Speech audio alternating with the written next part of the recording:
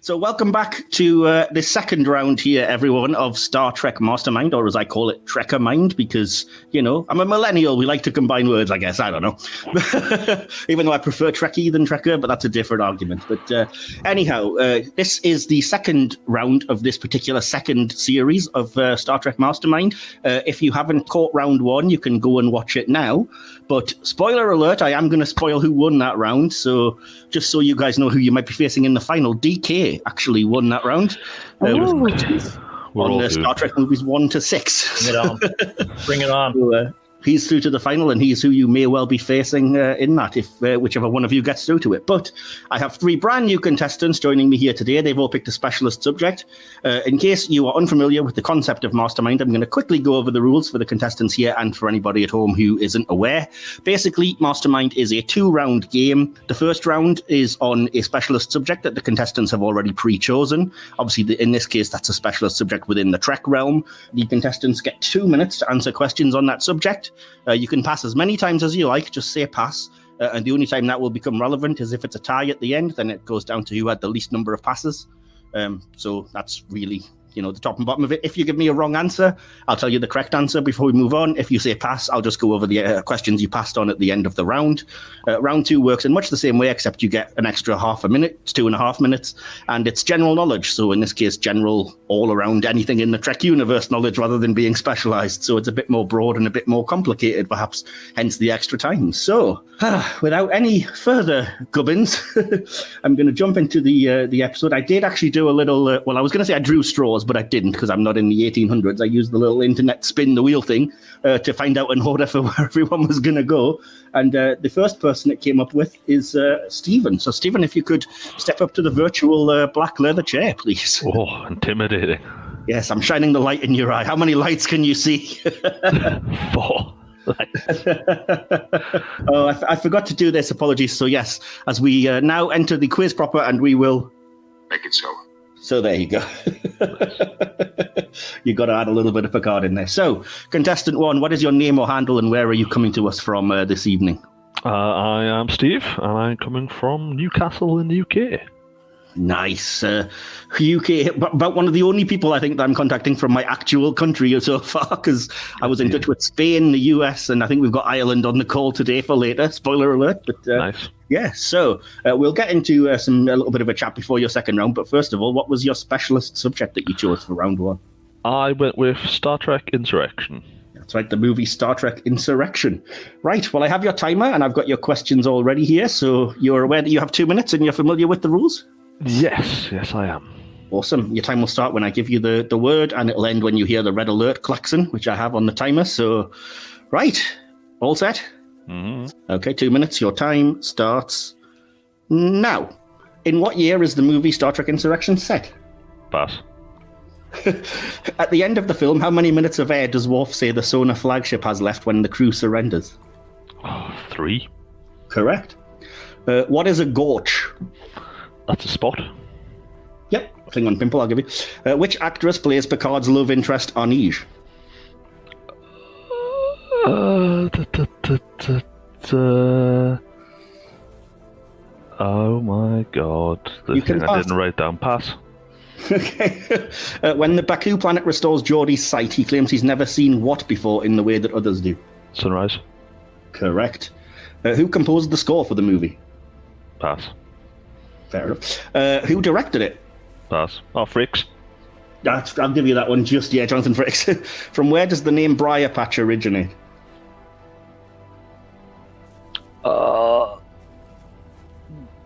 Brer Rabbit. Correct. What kind of particles are responsible for the Baku planet's rejuvenating effects? Thermic reaction. Other than that, no, pass. Pass, okay. What Gilbert and Sullivan song do Picard and Worf sing in an effort to reach Data's memories? Pass. That's depressing. What's the name of the admiral in the movie who was ultimately betrayed and killed? Dowdy. Correct. The Sona second-in-command Gallatin was previously a Baku named what? Oh, you can ask me that. Pass. Pass, okay. Which species are being inducted into the Federation at the start of the film? Oh, God. Pass. Oh, God, that's a different species. What's the population of the Baku homeworld as stated by Ruafo and Dougherty? 600. Times. Correct. Riker surmises to Data that his newly clean-shaven face is as smooth as what? Android's bottom. So I'll finish. So yeah, even though that, I'll let you get that answer in. So that is absolutely correct. You were answering questions really quickly. I even had Eugene Chef all memorized as well. Oh, but you didn't have what the they name were of called, the though. species. I think technically they're a Federation protectorate, but nobody's going to pull me up on that because there's nothing less pedantic than Star Trek nerds, I'm sure. So I'm just getting that in before the comment section. So yeah, Stephen, at the end of that round, you scored 8 points with 7 passes. I do have to go over. I do have to go over those. Well, for what it's worth, 8 points is pretty much on average. I think it was 8 points that Vian got in her first round, and DK got 9. So I think you're the on last course. quiz I got 3 right on my specialist round, so I'm doing better. Absolutely. I have to go over those passes in case anybody's playing along at home. So the first one in what year is it set? It's 2375. All right. Which actress plays Picard's love interest? It's Donna Murphy, also in Spider-Man 2. Grateful. The composer of the score was Jerry Goldsmith, the late great. The particles responsible for the rejuvenating effect are metaphasic particles. Sorry. Yeah. The Gilbert and Sullivan song is A British Tar. Oh, yeah. The Sona second in command, known as Gallatin, was previously a Baku named Galna, so not that imaginative. Oh, I thought that was his actual name. No, Gallatin was the Sona, the Baku. No, the Sona name he took was Gallatin. His actual name was Galna, the Baku name. So I've remembered it the other way around because I've actually got Galna written down. Yeah, I thought that was his actual. Oh, I see what you did there. Yeah, fair enough. Yeah. Oh well, and the species that are being inducted as a Federation protectorate at the start of the film are the Evora. See, I wrote down the Tarlac and the Aurora as the 2 slave races. I think that was one of the questions I might have gotten to, but we didn't get that far. But yeah. I knew you'd be prepared, you see, because you did last time for the Romulan questions. But still 8, that's a pretty good score for the first round. So we'll see how the other 2 do. And if you'd like to take your seat back, we'll call you up for the second round when we're ready. So I'll shuffle off, thank you. So the second contestant that the Wheel of Misfortune gave me was Sandra. Sandra, if you'd like to step up to the imaginary chair. Okay. So, what is your name, contestant, and where are you joining us from, if you don't mind letting us know? My name is Sandy Eavenson, and I'm joining you from the good, cool part of Texas. It's very small. The cool part of Texas that is very small. Fair enough. And again, we'll chat to you properly before the second round, but just quickly, what was it you picked for your specialist subject? Mirror universe.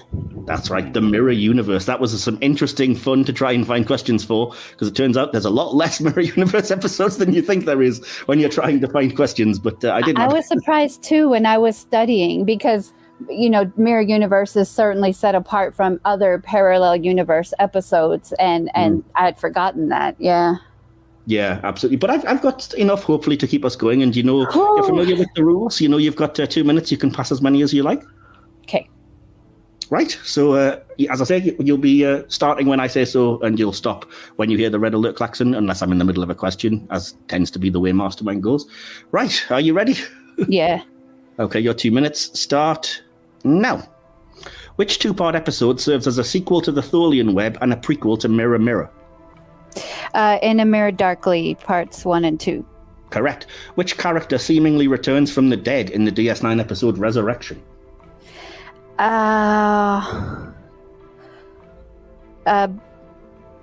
Burial, or what was? I'll give you it. It's Vedic Burial or Burilantos. Burial, yeah.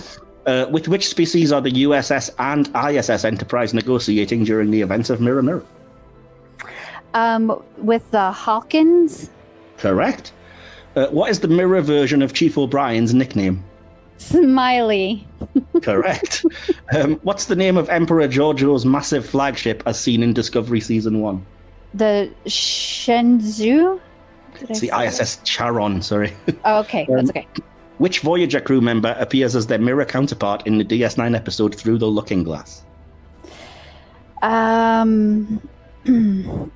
Pass. Pass, okay. What is the mirror version of Sylvia Tilly's nickname? Killy. Correct. What role does Mirror Kira Nerys have on her version of Terok Null? I forget. I don't think it's Empress like the other, so I'll probably pass that one. Okay. What original series ship from the Prime Universe ends up in the Mirror Universe as seen in Enterprise and Discovery? The Defiant. Correct, not that one. What role does Mirror Worf hold in the Klingon Cardassian alliance?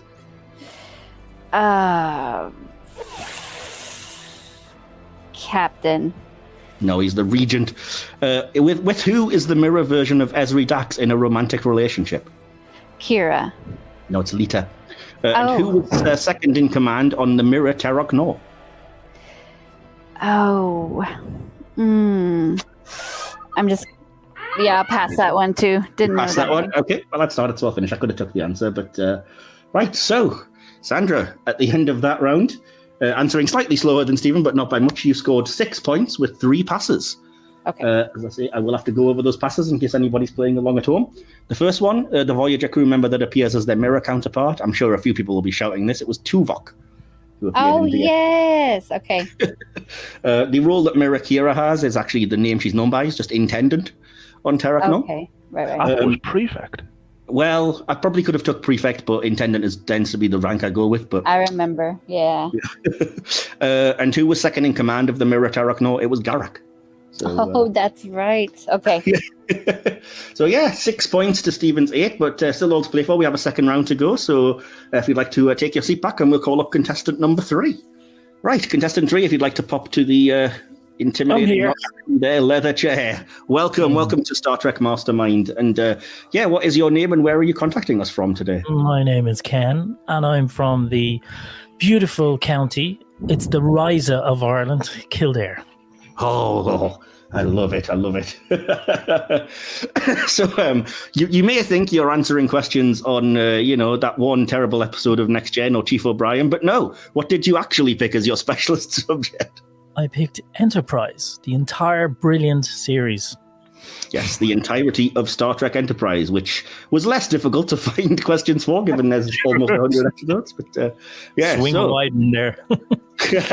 So, as I say, we'll chat to you before the second round, but are you ready to go now? You're familiar with the rules? Bring it on. So, you know that when I give you the shout, it'll be 2 minutes and you can pass as many times as you like. Are you ready? Yes, let's go. Right. Your time starts now. James Avery, a.k.a. the Fresh Prince of Bel-Air's Uncle Phil, played a Klingon in which story? Oh, that was the 3-part on the eugenics war. No idea, pass. Pass, okay. Which 2-part episode spans seasons 1 and 2 of Enterprise? Oh, God. You're going to hit me with loads of seasons. Damok time? No, it's not. Pass. Pass, okay. Which story has a guest appearance by RoboCop's Peter Weller? That is season 3. No, pass. Pass. Series are going to kill me. Which story features the alien species the Nakul? Pass. Okay. In the episode Minefield, which member of the crew is impaled to the hull by a Romulan mine? Oh, that was Lieutenant Reed. Correct. What Romulan commander oversaw the mission to destabilize the Alpha Quadrant with the disguised drone ship? It wasn't Talok, was it? It was not. It was Valdor. Which episode of Enterprise features the earliest reference to the Romulan Star Empire? Minefield. No, it's Shockwave Part 2. Shockwave, yes. Which crew member is revealed to have a fondness for pineapple? Lieutenant Reed, again. It is Reed again. I don't know why I was obsessed with the questions here, but there we go. Who directed the episode Dead Stop and provided the station's computer voice in that episode? Oh, that was my favourite one. She's from Voyager. I can't think of her name. Go on, pass. Pass, okay. In what year was the NX-01 Enterprise launched? 2163. It's 2151. Spit out. How many wives does Dr. Phlox have? Oh, he has 3. He has 3, correct. Which episode guest starred John Billingsley's real-life wife? Good question. Don't know. Pass. Okay. And actress Cara Zediker played which character in the 4th season? I've started, so I'll finish. Who was first seen in the original series? Pass. No idea. Okay. I will just write that down then. And right, Ken, at the end of that round, I think the nerves got to you a tiny bit more than the others. You scored 3 points with It was the 7 episodes. passes. You got me on the episodes. I don't know the episodes. I know all about it. No. You're too broad of a subject, I think. I agree. That was scary. I don't know if I'd have done much better at all. There were a lot to pick from, so I think, like I said, you maybe should have narrowed it down to a season or an arc, but nevertheless, 3 points is certainly not, horrendous.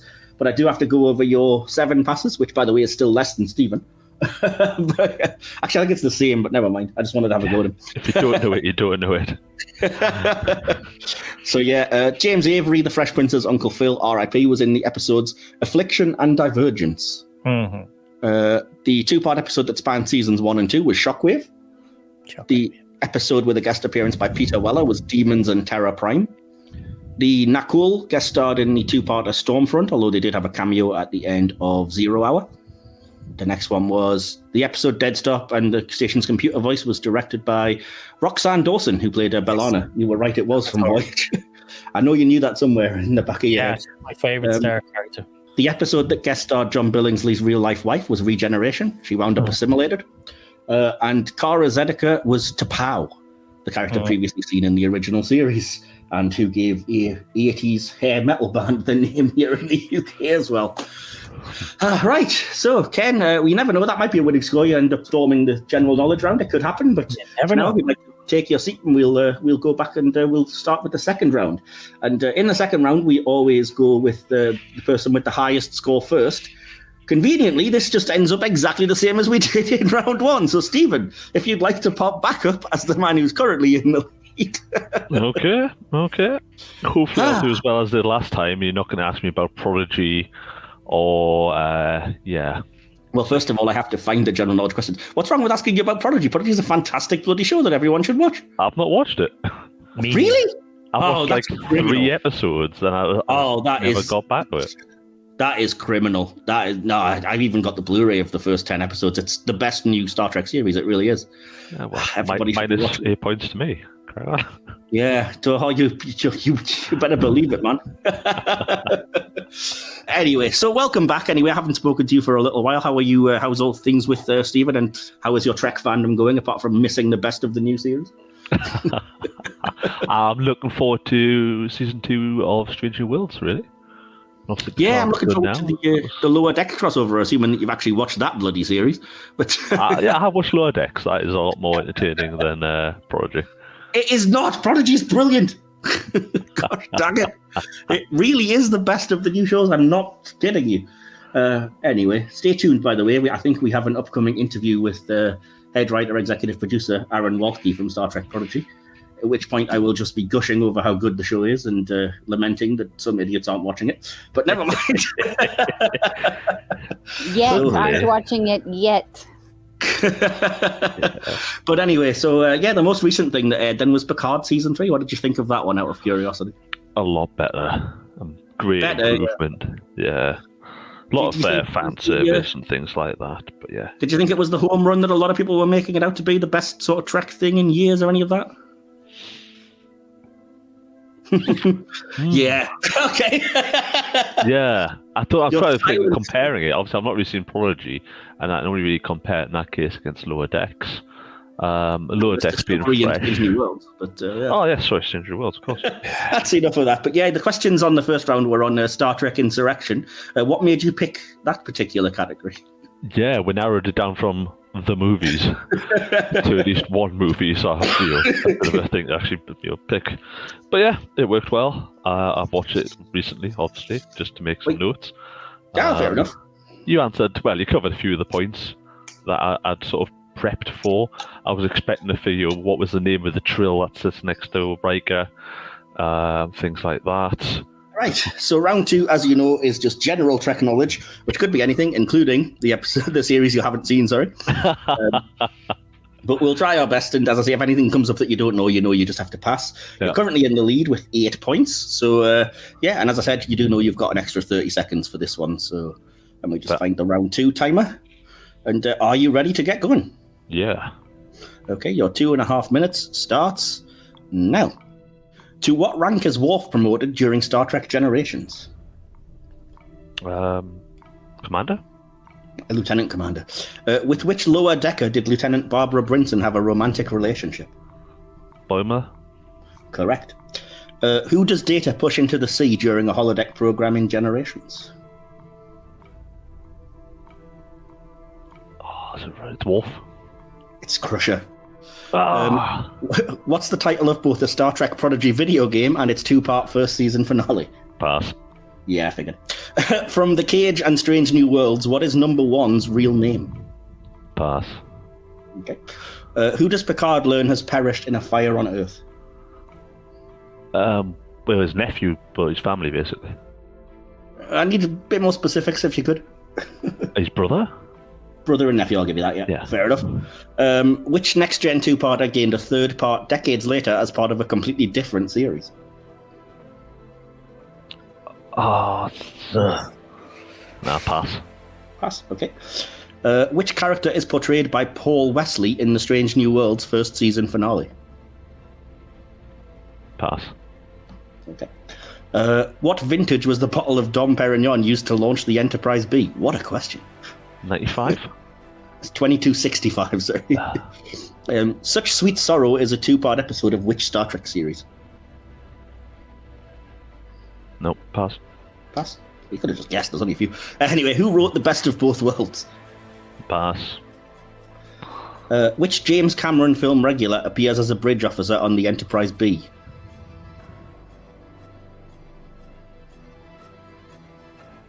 Pass. Pass. What are the names of Beverly Crusher's two sons? Jack and Wesley? Correct. What substance is used, stolen from the Romulans, to blow up the Amagosa star? Pass. Pass, okay. Who played the scarred and wheelchair-bound Christopher Pike in The Menagerie? Oh, pass. That was a bit tough. What's the name of Kirk's dog who he reunites with in the Nexus? Kirk's dog? Yeah. Nah, pass. Okay. On what ship was the Picard maneuver first deployed to defend against the attacking Ferengi? Stargazer? It is the Stargazer, correct. Those were some dodgy questions, Michael. What were you thinking? Sorry about that. As you can tell, I had recycled a bunch of questions on Star Trek Generations from last year that I didn't get to answer. Well, clearly, they're the questions for the people who don't watch Prodigy and obviously, deserve tough questions. Well, at the end of that round, you scored 4 points with, let's see, 3, 4, 5, That's 7 passes opposite again. of last time I was here. Yeah. I have to go over those 7 passes just because, people might be playing along, like I said. I think it was 7. No, it's not. It's 10. My mistake. Yeah. Yes, 10 passes. Right. Let's see. Where were we? The title of the Prodigy video game and two-part first season finale was Supernova. Number one's real name is Una Chin Riley. The Next Gen two-parter that gained a third part as part of Discovery was Unification. The character played by Paul Wesley in Strange New Worlds is Captain Kirk. The Such Sweet Sorrow is a two-part episode of Discovery. The writer of The Best of Both Worlds was Michael Piller. The James Cameron regular that appears on the Enterprise B is Jeanette Goldstein. The substance that's used to blow up the Amagosa star is trilithium. And the actor that played the wheelchair-bound Pike was Sean Kenny. Mm. And finally, the dog that Kirk reunites with in the Nexus was called Butler. Butler. I kept on thinking of Porthos, but no. Knew it wasn't that. No, different. Well, exactly. Porthos is the best of all the Trek dogs, as we know. Indeed. Transport He's a good boy. Notwithstanding. So, at the end of that round, you scored 12 points. Could still quite easily be a winning score, but if you'd like to take your seat, we'll wait and see. And Sandra, if you'd like to pop back up to the chair. Hello. I'm back. Hello, Sandra. Welcome back. How are you doing? Good. Just nervous. Let's see. Well, don't let the nerves get to you. But so as I say, we've spoken to you a few times across our two podcasts, the Trek and the Silver Screen one now. But I'm still not that sort of familiar with what's your Trek preferences and what you don't like. So just quickly, what do you have a favorite kind of series or movies? And do you have any that you haven't seen or don't like as much? I still haven't seen Prodigy, though it is on my list, as I just subscribed back to Paramount again, so I can start watching those. My favorite's always been The Next Generation, just for nostalgia reasons. But DS9 is the newer, one that I watched in my later years that I just really, really loved. So really all of that.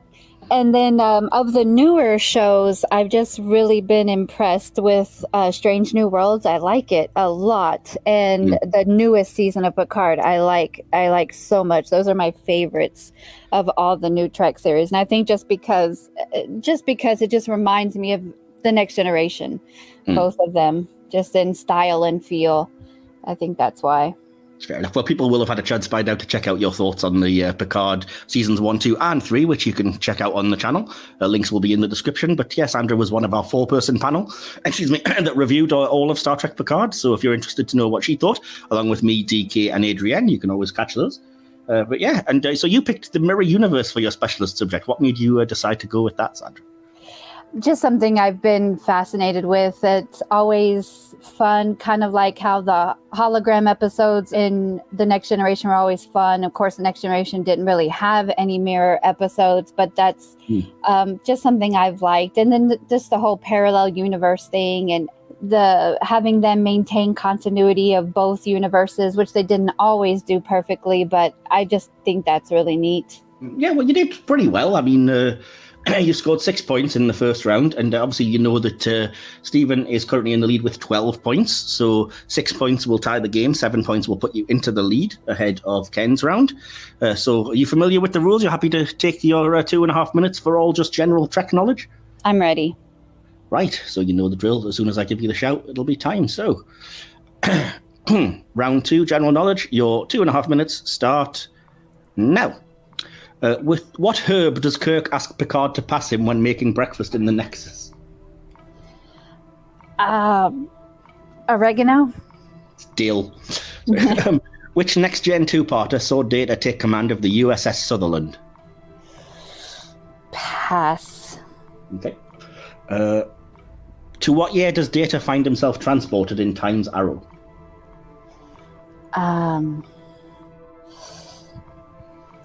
2163.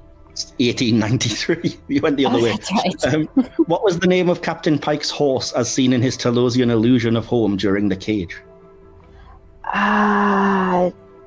Tango? Correct. Oh. What command is planted in the Borg Collective through Locutus at the end of the Best of Both Worlds? Oh. Self-destruct? Sleep. Sorry. Right. What was the name of the ship on which Seven and her parents were assimilated? Oh my goodness. I don't remember. Pass. That was a pass. What's the name of Michael Burnham's birth mother?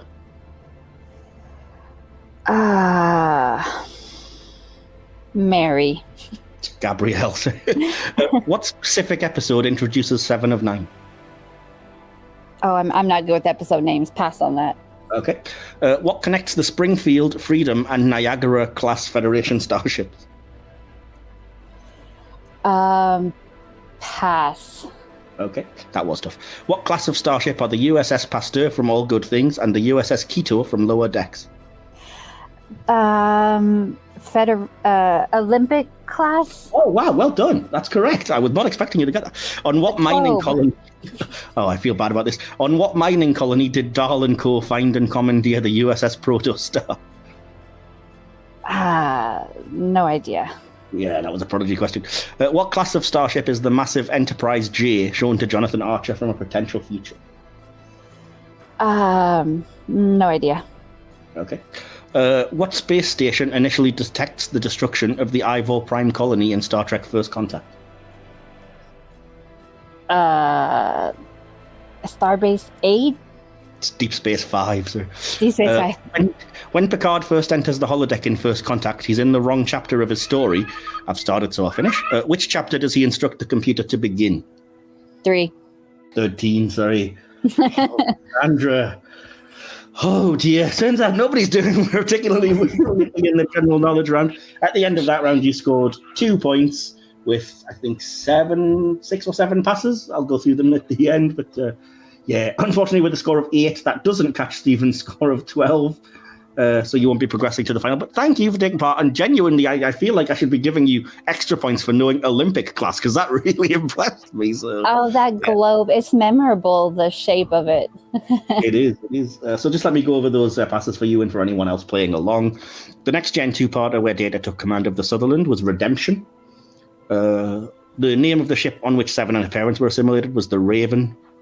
The specific episode that introduces Seven of Nine was Scorpion Part 2. The connection between the Springfield, Freedom, and Niagara ship classes is that they're all kit bashes that were used as debris in the Best of Both Worlds World 359 sequence. What a question. I don't know what I was thinking with that one, but yeah.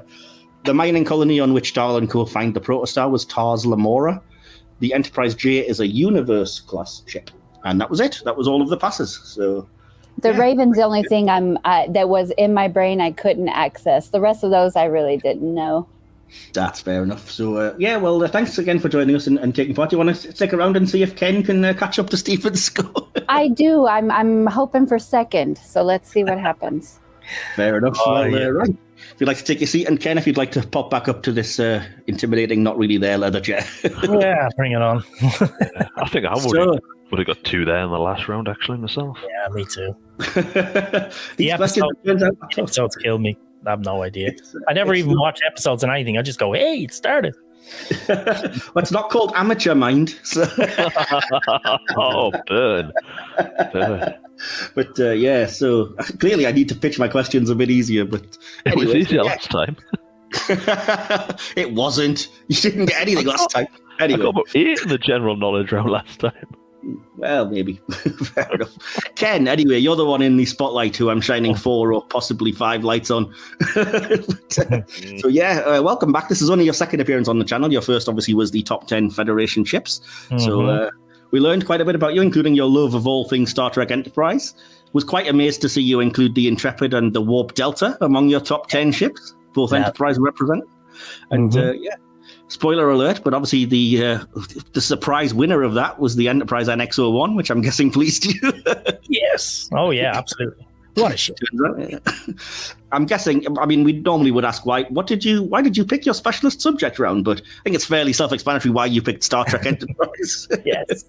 Yeah, it's vastly underrated, and the more you go back to it, the more fun it is. So I watch them quite a lot. I don't watch the episode names, though, as you could see.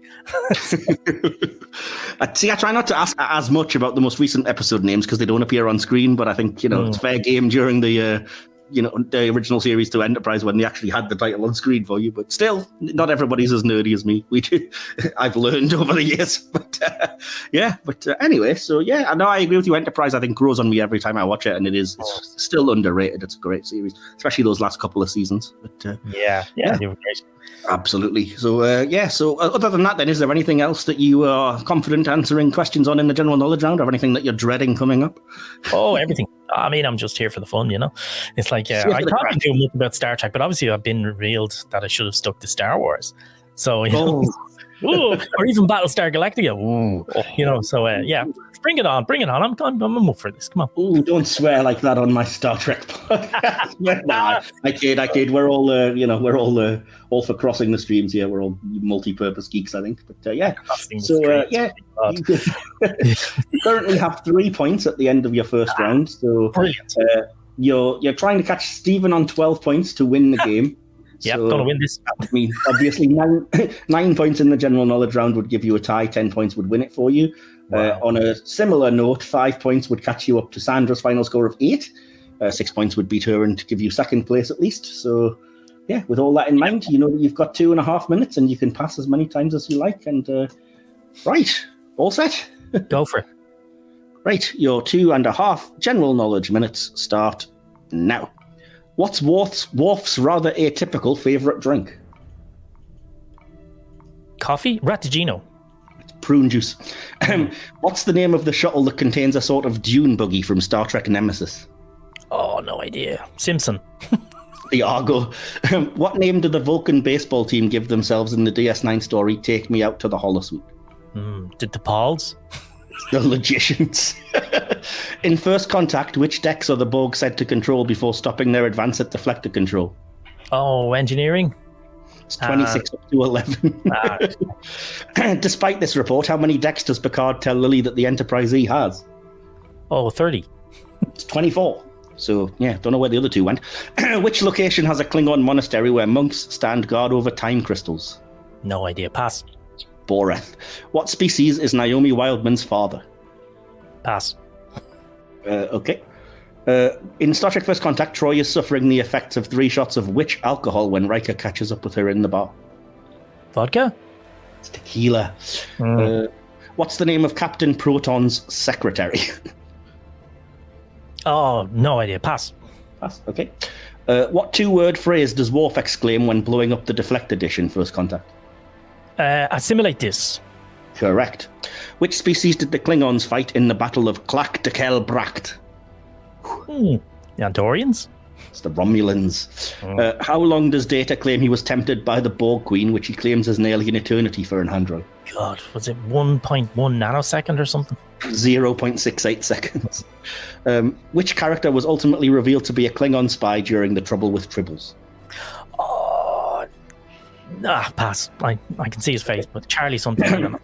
What's the name of the assimilated Enterprise ensign who Picard kills on the holodeck, much to Lily's disgust? Pass. Okay. The Enterprise E sickbay is a reuse of which existing set? Voyager? It's Voyager sickbay, yeah, correct. Which legendary Klingon warrior was given the title of Dahar Master late in his life? Kalis? It's Kor. What Voyager actor has an uncredited cameo in First Contact as a holographic maitre d'? Robert Picardo? It's Ethan Phillips. What class of starship is the USS Budapest? Challenger class? It's Norway class, sorry. Just as the buzzer goes there. Oh boy, clearly I have pitched these questions far too difficult because at the end of that round, Ken, you scored 2 points for a grand total of 5, putting you in a, let's say, runner-up position of 3rd place, but more than valiant effort. Yeah. I'm at war 1. I'll quickly go over the passes and then ask if anybody else might have done better with those questions. But so the first one that you passed on, let's see, was the Naomi Wildman's father. Does anybody know that one? Who? No, he was Katarian. I was going to say Valerian, but there you go. Yeah. Does anyone know the name of Captain Proton's quote-unquote secretary? No. No, it's Constance Goodhart. Wow. Which character was revealed to be a Klingon spy in Trouble with Tribbles? Anyone? It's on the tip of my tongue. I can see his face. Little small guy, grey hair. Yeah, it's Arne Darwin. Arnie Darwin, yeah. The ensign that Picard kills on the holodeck who's been assimilated. Yes, this was Ensign. Anyone? What? Oh, Ensign Murray? No, this was Ensign Lynch. I knew it was an Irish name. See, there you go. So well, as I said, that concludes the business then. So in 3rd place with 5 points is Ken. Yes. In 2nd place, you did claim that 2nd place with your 8 points. That's you, Sandra. Woo-hoo. And going through to the final with 12 points after spending the entire episode complaining is Stephen. Well done. Yay! I thought you were going to say passing, actually. That's the only reason I got through. I just passed everything very quickly, and I am truly shocked to have won. You have a chance to win some cool Star Trek prizes, and if you just get back to me as soon as you can with whichever specialist subject you'd like for the final. So that'll be fun, because you never pick them yourself. So. Or my other two, what should I pick? I have a lot of subjects where people that were supposed to be taking part have dropped out. So if you would like a round on Will Riker, I've got all those questions ready for a Come on, Will Riker it is then. Fair enough. But anyway, thanks again for joining us, all 3 of you guys. Hopefully you've had fun, even those who didn't prevail. But it's been a great pleasure to talk to you. And all that remains for me to do is to say thanks again and join us for the 3rd round to see who else is going to make it to the final. And remember, we are Starfleet. Live long and prosper.